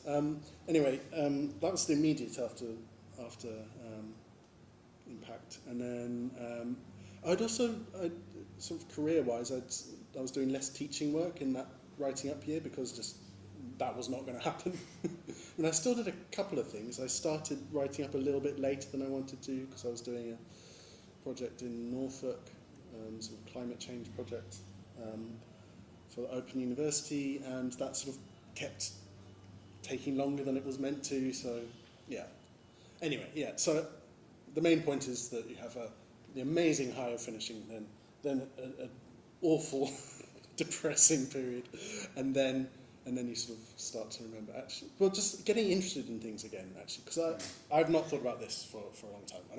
Didn't want to really, but I keep noticing things that are new to me. Like I'm sort of getting into ambience theory at the moment, and this is like it's sort of. You know, all the soundscapes are very useful to understand ambiences, but it's not the same, and therefore it sort of passes. Yeah. So I'm not quite out of the sort of post-PhD echo yet, I don't think. Yeah, Hardy, you haven't submitted. Have you submitted now officially, or you haven't? Yes, you have submitted. You're waiting for. So next week, I get officially. Why about next week? I mean, the confirmation for the minor correction. Oh yes. Yeah. Oh yes. Yeah. Yeah. It's already everything is submitted. Yes, of course. Yeah. So and the minor corrections. Yeah. No, mine was totally different. I mean, I had the most kind of very exceptional scenario during my PhD where it was shocking. I couldn't do anything in 3 years because I started then doing the Viva. I realized that my supervisor was not the right supervisor, so it was a process to change it. You mean doing the upgrade Viva? Doing the upgrade, yeah. So it was changing everything, and then after that was yes, finally, and then I didn't have any financial from anywhere to do that PhD. It was another story, very long. But then the thing I could survive and I could do my PhD was because of the funding I get from my projects. So I could fund my research from the project itself. So that was very helpful. But then in 2018, when the government launched this PhD loan, I was the first, group. First through the door. That's why I get the smash, because this university didn't have any idea. There was no connection. So I did my best to make it possible to get it, and everything was like asking this department. In the end, I get it. After 2 years, admin is changed, and they say like, oh my God, you was not eligible. So you need to pay back £18,000 immediately to student finance. I was 6 months in court. So just imagine like put aside your PhD and speak with the different departments, 3 times interrogating from inside Goldsmiths, and they admitted that their mistake, because they made a mistake in my report. And it's nothing like I give them wrong information. They had no idea, but in the contract says like everything between students and the student finance, it's your problem. No matter how much we do mistakes, it's your problem. So in the end, Goldsmiths only say like, sorry about this, we give you £250 compensation and the last year tuition fee free. That's all we can give you. So kind of every time when I see this map and this folder in my computer, I feel like I hate you. I really hate you, but also it's my project, So it was like a really, thanks to Iris and Lauren, where both supervisors. So we had a lot of very kind of interesting conversations, feedback that I needed, and I could continue. And again, my project was, that was my practice, was not separate from my practice. I could still continue working on. But I don't have the same feeling like as a post, kind of any, because I make a lot of mess for myself, I have so many projects I created for myself. Even I was like, when I had the Viva, just 2 days after, or no, day after the Viva, I just went for another project immediately. So I was very tight to find a day for the Viva, and then day after I just traveled, and then because I run a festival in my home city in Slemani, annual festival, and then also a couple of projects around, so also here, so it's a kind of too much. Try to survive, that's only, because I know I had a teaching opportunity once. I was there in a career department. It's like, I wanna get something, and they look at my, I say, you have no experience, forget about it, so I had a chance to do interactive design, teaching for 1 year in Winchester University, which was perfect. And I had this course at Goldsmiths, 8 months for teaching in higher education. It was also useful, but again, it's very competitive, finding something, So yeah, kind of, at the same time, like I'm not giving hope, like I'm applying. But even it's hard to live as a freelance, but that's a reality. So I just accept it, I just more focus on that. And that's what, in a way, it kept me feeling more busy even after the PhD. I actually forget it, like today I was like, oh my God, I should have get an answer from my examiners, like what day is, next week, okay, no problem. so I completely forget it when, so I don't, in a kind of, I find this way I'm working to be so super busy with the stuff, it make me feel a little bit more away from too much thinking, like what's happened with my PhD, what should I do after PhD, So would that be your key advice then, keep busy? Keep busy is absolutely. Yes. Keep busy, and there is also different, like I thought like it just only way to look for teaching, but we just had a chat outside. It's like there is a postdoc research, there is a small research with other researchers that you can find, I talk too much with the people, to be honest. So I think that's a way to do it, Just tell different people like what you're doing. And networking. Network. It might be work, or maybe not, but that's the only way. It's like Chris, what would your kind of key advice be if you had some? For what to do after a PhD? Or how to survive the build up to it? Any advice that you can think of? Surviving the build up? Yeah, I mean, actually I think not indulging in completely forgetting what your thesis was. That would be good. I had to sort of, so my hand-in date was 3 months before the Viva. And I didn't look at it until like 2 or 3 days before the Viva. And I think if I'd sort of just, you know, just kept it in my mind, you know, enjoy not having to write it for 10 hours every day once you've handed it in, but just sort of read a bit of it sort of every now and then, just to sort of keep it fresh, right? So that you don't sort of forget it before the Viva, because it's very tempting to just be like, I'm done with that. But then it's like, no, you're not. It's a Viva time now. You need to be really on top of it and know all of it.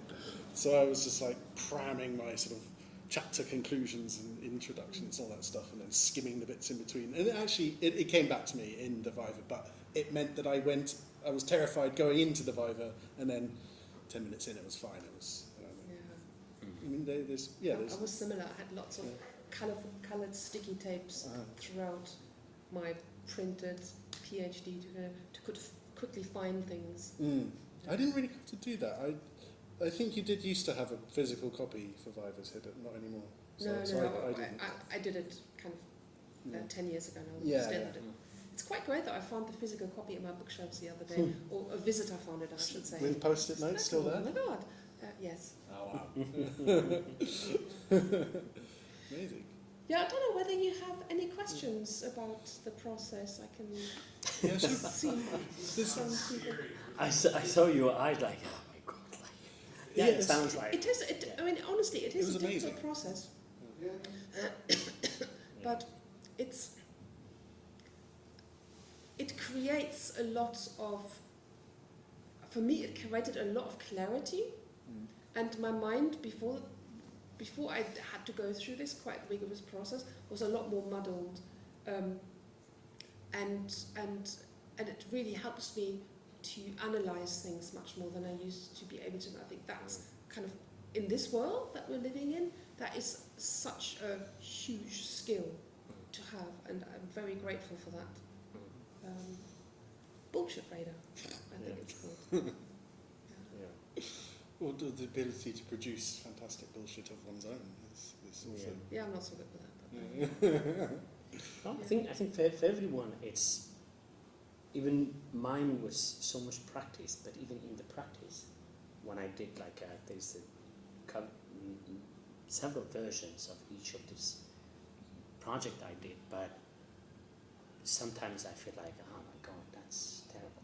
You know, that's absolutely not reflecting. But then other days kind of like, oh, no, I was wrong.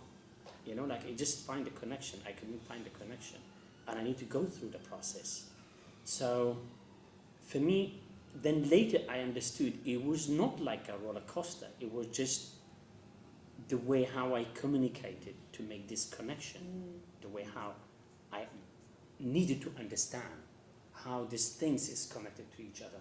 And I couldn't do it until I went through the process. That's so interesting, because so I also applied for funding and I got it, and you have to do kind of a nice kind of package for the funding application with all ribbons tied. So then I've done that, and then I thought, oh, now I'm going to do my own thing. And then kind of a couple of years in, I looked back at my application and I thought, God, I'm absolutely totally doing what I said I would, slightly in a different way. Wow. You know, but it's actually Unusual. because you recognise it's your inner drive that's coming through actually what you said, the process, and what you really sort of want to be doing it. Yeah. You know, what you want to be doing. So that is something in there that you actually really want to find out about. Yeah, absolutely. Yes. It is. I mean, mine was sort of a collection of things that I was interested in, but I wouldn't necessarily have, I didn't grow up thinking I wanted to do a PhD about this stuff. It was just sort of, that's where I was at the time. I had these sort of training background. I was interested in these sorts of fields. My sister had done anthropology, so I was hearing about that a bit. And then it just sort of formed, sort of coalesced into a... I mean, there was also... I got laughed at for mentioning this in my Viva, but actually I think it was important. It was I sort of wrote a few PhD projects and sort of chose the one that seemed most viable, that would be most likely to get funding. and the dementia stuff was, you know, it has this sort of slightly worthy, which it shouldn't, but it kind of does have this sort of aspect of urgency to it, I guess, that sort of a more purely sort of practice-based thing that I might have done didn't really have. And that was, so it was sort of very pragmatic in that way. It was sort of quite a sort of, yeah, quite a practical decision on my part. I don't know about you, Ahad. Yeah, I mean, for me, as I say, like, I didn't get any funding from anything, you know, like, but I just get a funding for the particular projects I had. So for me, like, the story, I started PhD because in Kurdistan region they had an announced a full funding PhD, and in return you go back and teaching for 5 years, so for free. And I was like, oh, fantastic. So I had my master and I then went back, I can evaluate my master, and I was like top in the priority because they liked the subject and everything. And then I said, well, okay, stop everything, stop all monies. So, and I was already, I was already applied and I love it to do it. So they're like, okay, let's do it, like. So, and at that time I had just a couple of funding for the project. But one thing it really helped me throughout all when I'm talking about the process. I never had the moment, I tried, but it never works like, okay, I'm sitting down at a table and I kind of start to thinking, that never happened to me. As I also explained how my research works and my practice, I have now maybe 8 type of different notebooks and different sizes, and I like pen a lot. Different, I mean, even for compositions, I love it. I love very sensitive for different type of papers as well. And I had them always. So, and I always make the notes for what something come up, but I always be very interested to note the date, the place, and where, exactly there. So I have those notes like, okay, I'm in an airplane and I'm going to this place, and I have a lot of noises, and because I needed to just, again, to navigate why I'm thinking this way in this particular place. Why when I'm traveling, my mind, it works much better than I'm sitting. So when I'm sitting, it's more kind of finding the connection. But my mind, it works much better when I'm traveling, when I'm on the train, when I'm on the airplane, or it's just how it works. So I kind of try to find this way, and I give myself this opportunity to go out, to be there, and then find this, better for me to think. So it's definitely kind of a question of kind of find out what works for you, isn't it? Exactly, because it's completely different. Yeah. Cool. We're coming up to the end, but are there any more questions? Yes. I wonder if you could make a comment on how did you do to interweave the practice and the writing as you went along? How? Sorry? How to connect the practice and the writing. How to connect? Yeah. Good question. Yeah. It's been a lot of back and forth with the writing, rewriting, again. Because, as I said, the process, I was not disappointed by when I did something that now I'm reflecting that's not actually reflecting on my practice. I was keeping it as something that's important. And then when I had the second version of the practice, of the piece, and then I reflected again, So every time when I had the process is developing and the writing is developing as well with the piece.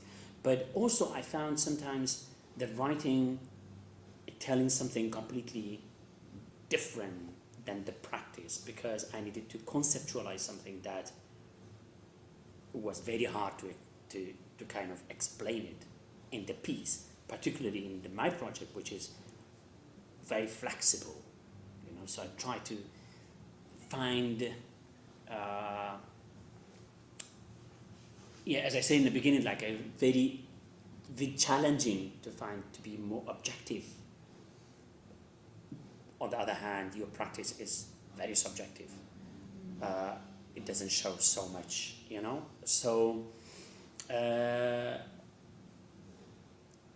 yeah, I think it's going hand by hand. I didn't write and then make the piece, or I make the piece and I write. It just going in a parallel, always rewriting again and again. Yeah, and I find the way so both is actually reflecting each other in the overall or the process. Chris, how about you? I guess Yeah. your PhD is very different. Yeah, it's really very, very different. I mean, I kind of think about the pieces as just part of the text. Really, I don't sort of think of them as separate. And when I was actually working on the pieces, I mean, those were sort of really long processes. Each one took like a year, and certainly with the Trevor piece, so that was going down to Cornwall, so it was sort of in quite some intense blocks where I was working on it. And then in between, yeah, I'd be sort of carrying on with my reading, sort of lit review stuff and all the other sort of PhD admin gubbins that happens. So they sort of felt quite separate in that way. But now, to me, I literally just see the practice as part of the text. I don't sort of think of this is the thesis and this is the portfolio. It's like they're kind of the same thing to me. I don't know how you feel about it, but so for me, and that still applies today, that quite often in the writing, it helps me to think through stuff.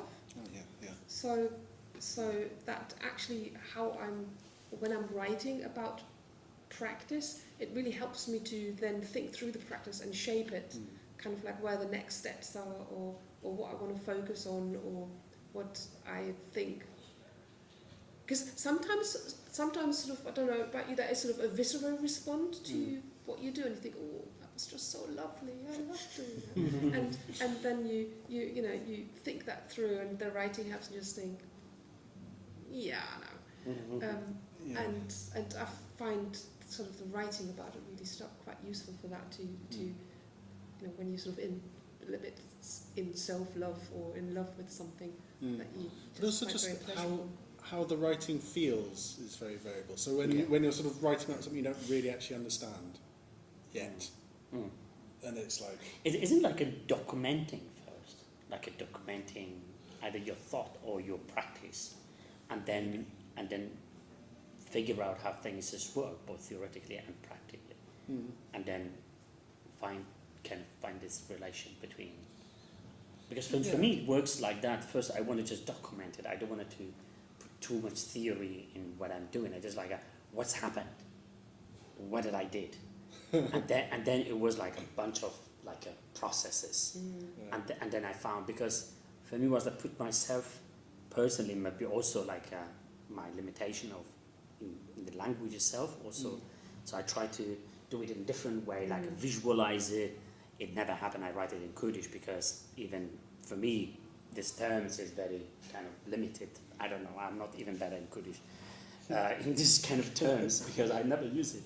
So better to understand it, even if I use it in a different way in English, but better at least to visualize. That's why you see like I do visual diagrams just to, for myself, sometimes understand how the process is, and then starting this kind of process. yeah, I mean, so it sounds. Are you the kind of, when you're writing? Are you the kind of writer who writes loads and then edits things, gets rid of bits, sort of chops away? No, you sort of lay it brick by brick. Exactly. Oh right, okay. Yeah. I'm the same. It's quite Oh God, unusual. I'm not like that. Yeah, no, most people aren't. I think, as far as I I'm a know, most people chaos theory writer. absolute brain dump and then I've chip got away. lots of notes, and then I look at it, and then it's a collage technique to kind of get it into shape. Yeah. Actually, what I say, like when I write, like even in my notebooks, there is a lot of, because for me, it's easier to visualize based on my practice, as like composed many years, and for me the visual, it tells me. I mean, I understand later when I go back to this visual instead of making a lot of notes. So I found that's much easier. Like that's why I said like I like pen. I do using different pen because I know this color means this and this color means this. You know, so it helps me a lot to understand what I did, and also as I said like documenting. For me, it's the writing is a lot about the documenting. Otherwise, you're going back, you have no idea why I did it. I don't understand even. I mean, linguistic you understand, but you don't know what's the connection between this and that.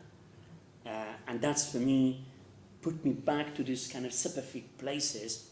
Okay, now I understand. Colour coding, great tip for editing as well. Yeah, it's helped me a lot. Highlighting different colours and then putting it together. Doesn't work for me. I sort of come up with a colour coding system, and then I sort of I end up with sort of 3 different systems, and it just takes too much time. So yeah, that's But isn't it too interesting? I mean, disorganised. you really develop your own way of working. Yeah, you've got to get it what done. works Yeah. for you. Yeah. Thank you. Yeah, I mean that's also helped me in my projects as well. You know, it's not like making things complicated. I think it helped me to better understand the way how my mind works and how I reflect into some certain type of practices. You know, before I was like, I was so much concerned about what is that correct? But now it's not like it's more kind of okay. I know because that's the way how I understand things. So it helped me a lot too. Yeah. And on that positive note, I would like to finish. And thank you all for coming and staying, and also thank you to YouTube viewers that have come and stayed, and you two also for coming and sharing your practice and your journey with us. Thank you. Thank you. So thank you. Thank you.